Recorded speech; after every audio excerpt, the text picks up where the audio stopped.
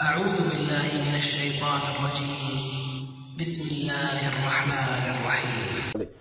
بنت من بناتنا كانت بتقول أمس إنها بتحب شاب بقالها 7 سنين وتقدم إلى آخره. أنا أذكر أنني أجبت عليها وقلت يا أخواتي ما فيش حاجة اسمها يعني إن بنت تحب شابا قبل أن ترتبط بارتباطا شرعيا.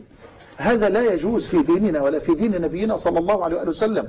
يعني بكل أسف يعني استطاع الإعلام الذي لا يرقب في المؤمنين إلا ولا ذمة أن يقدم الخيانة على أنها الحب. يعني مسلسل 30 حلقة في الخيانة باسم الحب، والبنت مسكينة أو الزوجة مسكينة تفلتت من القيود والضوابط وراحت تحب الرجل الثاني في الحرام لأن زوجها قصر في حقها. هل معنى أن يقصر الزوج في حق امرأة أن تذهب لتحب رجل آخر في الحرام؟ هذا لا يجوز يا إخوة ويا أخواتي، لا يجوز في دين الله تبارك وتعالى.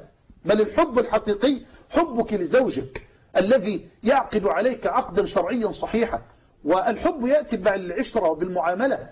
يعني الآن غرس في قلوب بناتنا وأخواتنا إنه ما ينفعش أرتبط بإنسان أنا ما بحبوش. الحب لا يأتي إلا بالمعاملة ولا يأتي إلا بالعشرة. ما دام قد تقدم إليك شاب فاضل خلوق مهذب مؤدب يحافظ على الصلاة فهذا لا ينبغي أن نرده. إذا جاءكم من ترضون دينه وخلقه فزوجوه.